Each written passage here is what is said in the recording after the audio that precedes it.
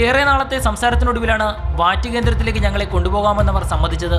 Camera ഉപയോഗിക്കരുതെന്നതായിരുന്നു നിബന്ധന. ഒടുവിൽ supreme കോടതി വിധി വന്നതിന്റെ പിറ്റേ ദിവസം അവരുടെ വിളി ഞങ്ങൾക്ക് ലഭിച്ചു.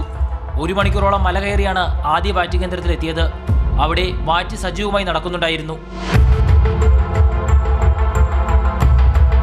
ഒരു ഭാഗത്ത് പ്ലാസ്റ്റിക് ജാറുകളിൽ നിറയെ വാഷ കലക്കി വെച്ചിരിക്കുന്നതും ഞങ്ങൾ കണ്ടു. വിഷു ആവശ്യത്തിന് കോഴിക്കോടിന്റെ വിവിധ പ്രദേശങ്ങളിലേക്ക് എത്തിക്കാനുള്ളതാണിതെന്നായിരുന്നു ഞങ്ങളോട് പറഞ്ഞത്.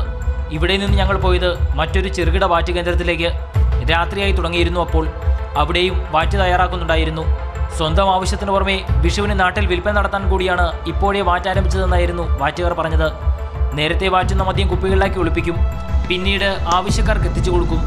എക്സൈസ് പരിശോധന ശക്തമാകുന്നതിന് മുന്നേ വാറ്റ് പൂർത്തിയാക്കി കച്ചവടം ഉറപ്പിക്കുക എന്നതാണ് ഇവരുടെ രീതി. ഇത്തരത്തിൽ നിരവധി വാറ്റ് കേന്ദ്രങ്ങൾ ജില്ലയിലുണ്ടെന്നും അതൊന്നും പിടിക്കപ്പെടാൻ പോകുന്നില്ലെന്നും വാറ്റുകാർ ഉറപ്പിച്ചു പറയുന്നു. എല്ലാം കണ്ട് ഞങ്ങൾ മലയിറങ്ങി. എക്സൈസ് മന്ത്രിയുടെ നിരീക്ഷണം തെറ്റിയില്ല. സംസ്ഥാനത്ത് വ്യാജവാറ്റ് കേന്ദ്രങ്ങൾ സജീവമായി കഴിഞ്ഞു. അതീവ ജാഗ്രത പുലർത്തിയില്ലെങ്കിൽ ഈ വിഷുക്കാലം മറ്റൊരു ദുരന്തത്തിനായിരിക്കും ഇടയാക്കുക. പ്രജോഷ് കുമാറിനൊപ്പം എസ് ശ്യാംകുമാർ, മാതൃഭൂമി ന്യൂസ്, കോഴിക്കോട്.